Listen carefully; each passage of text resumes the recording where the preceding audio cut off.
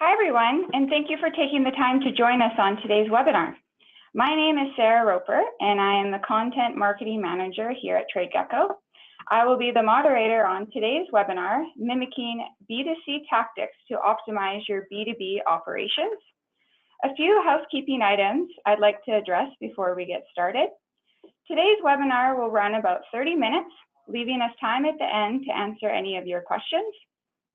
If you have any questions, please input them in the chat box on the right-hand side, and we'll answer your questions at the end of the webinar. We will be recording this webinar, so we will share the recording later this week. Joining me on today's webinar today, we have Parker McMahon, who is the Vice Channel Manager of Platform Partnerships at Klaviyo. Parker works closely with Klaviyo's customers and e-commerce platform partners. His focus is enabling merchants to build highly profitable email campaigns, combining data in Klaviyo with data in other e-commerce apps. Also on today's webinar, we have Mark Cohen, who is the Partnership Manager of North America here at TradeGecko. Mark has a background in international business development, sales, and marketing. He is also responsible for leading the North American strategic and channel partnerships at TradeGecko. Today's webinar agenda will go as follows. First, Parker will discuss B2C email marketing for B2B stores. Then Mark will discuss B2C tactics for B2B e-commerce. So without further ado, I will now hand it over to Parker. Thanks, Sarah. Before I begin, just some quick background on Klaviyo. Our company was founded in 2011. About 120 people on our team, and we're based all in downtown Boston, or almost all of us. Klaviyo has been solely focused on marketing automation for e-commerce since the company started. About 100% of our customers are either B2C or B2B e-commerce stores. Mostly B2C. However, we're seeing a trend of established B2C businesses who are now launching wholesale channels to sell in bulk. Today, there are roughly 6,000 stores using Klaviyo's platform to drive their email marketing and marketing automation in general. And they're roughly sending about 1.4 billion emails per month. Next slide, there we go.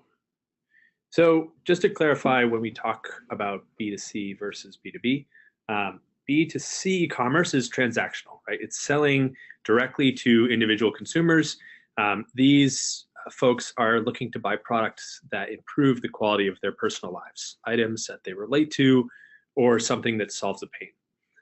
B2B e-commerce is selling a product to another business who then sells that purchase to individual consumers, or uses your product to help them sell things to consumers in general. For example, if you're a B2B e-commerce store, your customers might be retailers purchasing your goods to sell in their physical brick and mortar shops, or they might be other B2C e-commerce stores.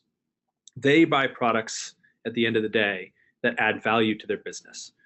Traditionally, B2B sales has been relationship-based. It still is. It's done over the phone.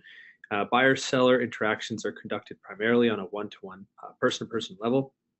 Businesses interested in selling your product speak with your sales reps, call in, they ask questions, and they place their orders.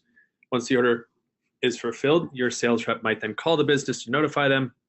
Reps might also reach out to your business consumer customers to let them know about new product line releases. Now, looking back at the B2C side, email has been the workhorse for B2C since the beginning. And today, email still dominates the #1 channel for how B2C stores interact with their customers, from transactional communication to support and growing their business through marketing and sales. Email is the driving force. If you introduce automation to email, now you have a really powerful tool. So email marketing and automation strategies that helped bring about the B2C market to where we have it today can be very successful also for B2B stores. Most successful B2C stores, if they're doing it right, source over 27% of their revenue through email marketing. It's a stat we got after looking at the results of 1,000 e-commerce stores last year in Q4. Email marketing enables these B2C stores to capture more sales, grow their customer base dramatically, increase overall customer lifetime value, and compete in the global marketplaces. And it can do the exact same thing for B2B e-commerce stores. So there are many types of email automation, or we call them flows at Klaviyo, that are highly effective for both B2C and B2B. Some of the more popular examples are a welcome series, or a series of emails triggered after someone signs up for your company newsletter, abandoned carts, or a series triggered after someone adds an item to a cart but doesn't buy, and then various types of post-purchase flows that are triggered after a customer purchases the product and the email follow-up is personalized by their purchase data. So to dive in a little bit more in depth on each of those, we have a welcome series. So welcome series is a great way for you as a B2B company to warm up buyers to your products and brand. It's typically a sequence of 3 or more emails. The first email goes out immediately after someone signs up, followed by a few others spaced out over the next couple of days. The types of content that work really well in welcome series vary. In general, what to expect working with us or what to expect to get in this newsletter is helpful. This could include general information or business-oriented highlights for why a retailer would want to work with you. For example, maybe your business provides 24/7 phone support to retail customers. Another type of content to send in your welcome series is customer success stories and testimonials. Customer feedback provides great social proof that builds trust in people you haven't yet worked with, and lots of times people who subscribe to your newsletter have not yet actually bought your products. You can also include rewards program info in your welcome series. For B2B, depending on your business, you might have a rewards program that offers special benefits to your customer advocates who promote items on their social media. And lastly, sharing industry education tips and trends is probably the best and the easiest way to really add value in your welcome series and provide that value to your subscribers. Here I have a great example of Lumi, a business that sells bulk orders of boxes to e-commerce stores. As part of their welcome series, Lumi sends an email educating their subscribers on how to interact with suppliers when drop shipping, and tips for starting a business, dropshipping business from home, along with other tips and tricks. Oh, go back there. So the next and maybe the most basic, it's actually surprising how many B2B businesses still aren't actually using this tactic. It's absolutely the most successful in B2C, and our B2B customers that I speak to that use abandoned carts are seeing amazing returns. An abandoned cart is just a simple reminder to the customer that they've forgotten to complete their purchase. Now, traditionally, and I think this is where the hesitation comes from, B2B businesses have had sales reps do most of the follow-up for their abandoned carts. And this makes sense given the high value of an abandoned cart from a wholesaler. That said, if you're a B2B store, you might set up an immediate follow-up based on the value of the cart. That includes a sales rep's number, right? So if it's over $10,000, maybe you want to send out an email immediately or within 10 minutes, letting them know that, here's a dedicated contacts number if you're trying to get in touch, or whatever that number would be for your business.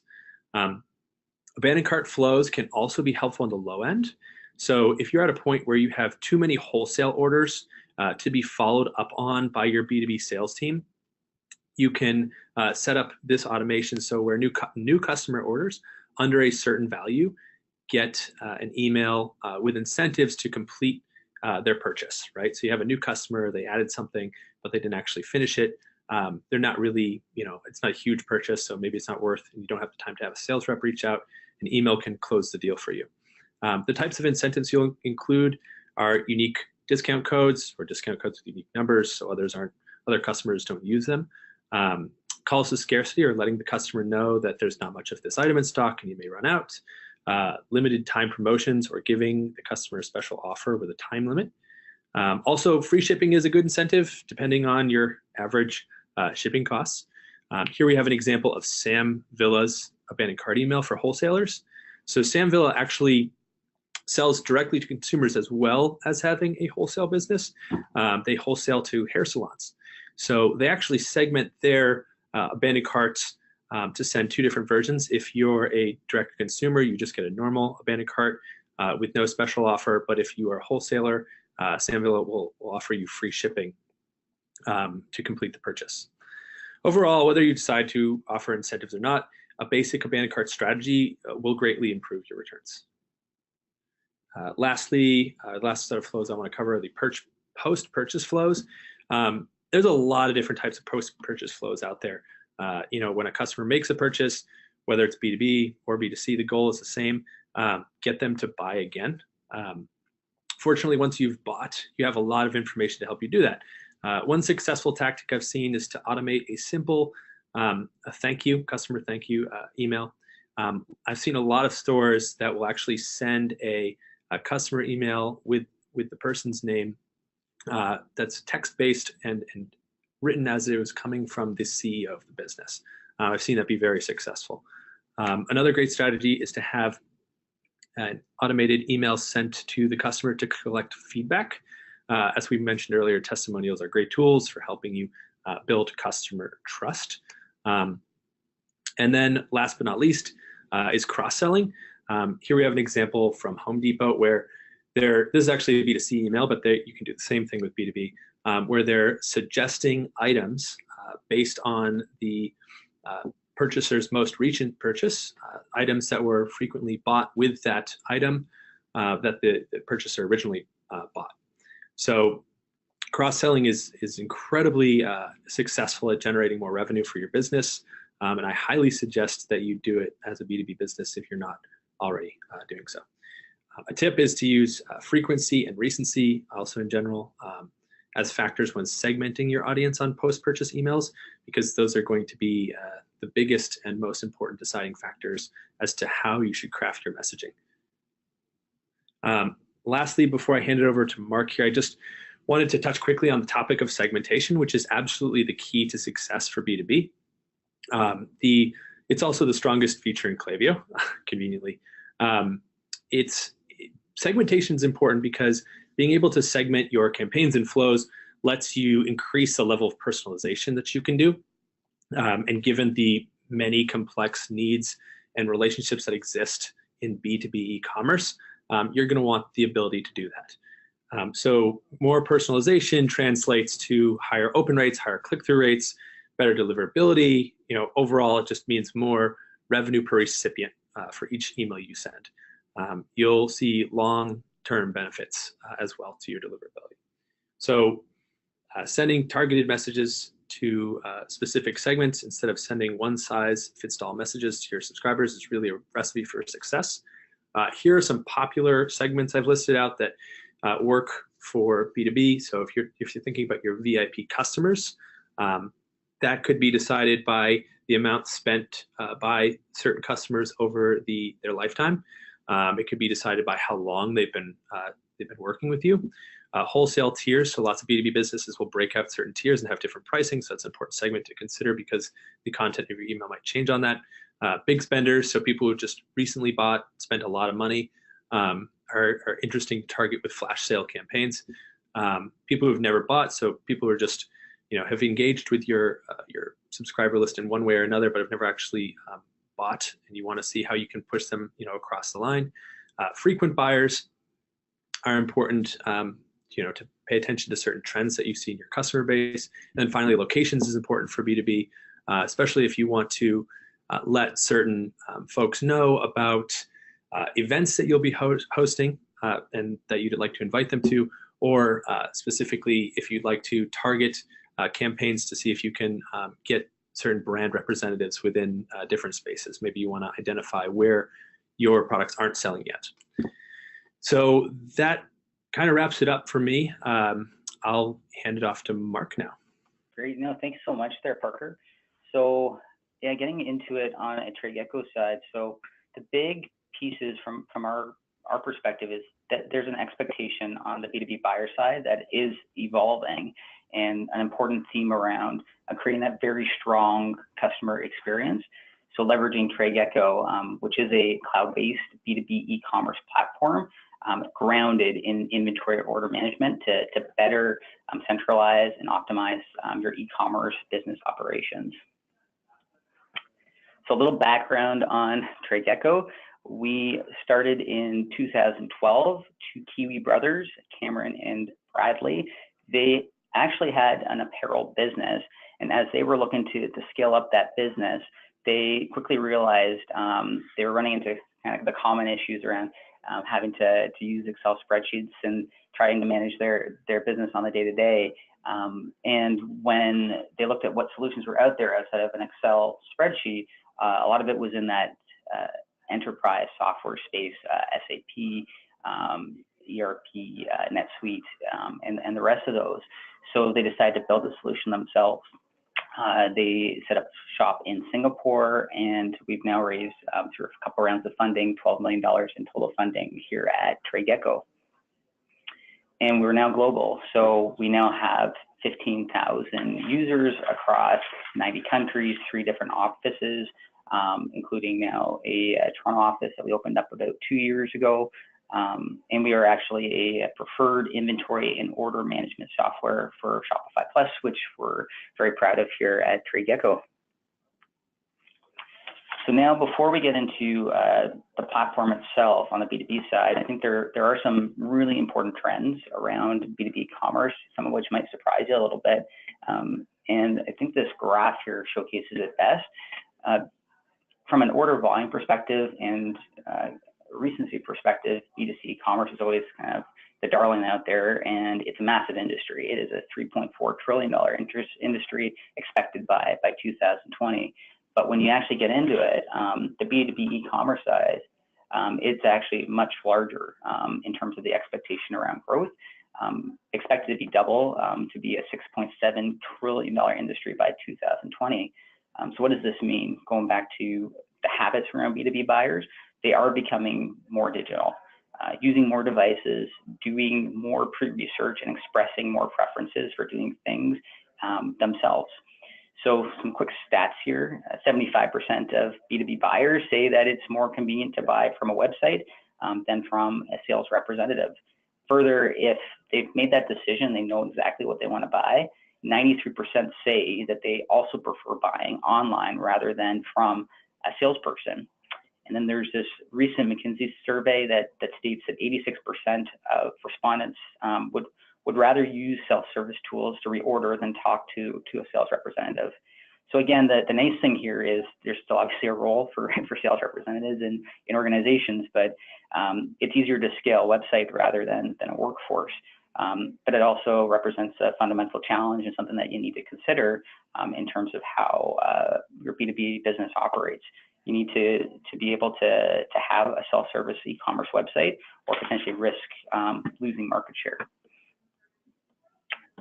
So this is where TradeGecko comes in. B2B e-commerce made easy.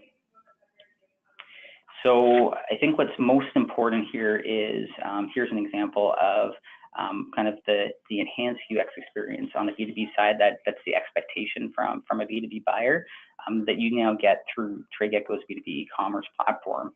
Some key benefits around this personalized, tailored store. We make it much easier than ever before in terms of setup. So if you're, like most business operators, you want to concentrate on operating that business of yours, setting up TradeGecko B2B stores is really simple. And then once set up, you now have, we now allow you to have each of your customers see the products that you want them to at the prices and discounts that you decide. You have a searchable, up-to-date catalog, making it really easy to sell in bulk without the complications of taking orders over phone, email, or text. And having this private store just generally opens up all new possibilities. You can send your clients an invite over email from within TradeGecko, and they'll be able to create an account within your store in a few easy steps. And then lastly, our request access for new buyers feature allows new customers to register really easily. This is just an example of the catalog here going into an example here, Acme Store. One of the nice features as well around TradeGecko is the ability to have multiple payment term options. So whether you have net terms or you prefer to actually receive credit card payments on site, you have both of those options within the TradeGecko platform. And then back to that customization piece, I think one of the biggest pieces around creating a really solid experience is being able to customize that pricing for each of your buyers depending on their unique needs, and making sure that the catalog and prices matches. And the last piece here is just around creating a really easy order history so that your customers can see their buying history and make repeat orders on demand.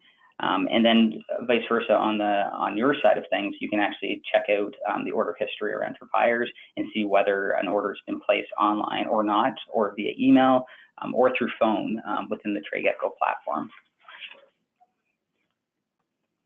And then if you dare to be brave, you can do a bit more personalization on TradeGecko as well, in terms of being able to create unique store designs, unique URL experience around the TradeGecko B2B e-commerce store. So this is one part of TradeGecko, having this ability, but what else can we do with TradeGecko to better manage your inventory and order flows? I think this diagram here kind of showcases it. TradeGecko is all around your workflows, and how do you connect those e-commerce workflows in a very compelling way through one platform, or like what we like to say here, being that single source of truth. So everything from purchasing the correct amount of stock, depending on where your buyer is, making sure that you've got the technology and capabilities to be there for them.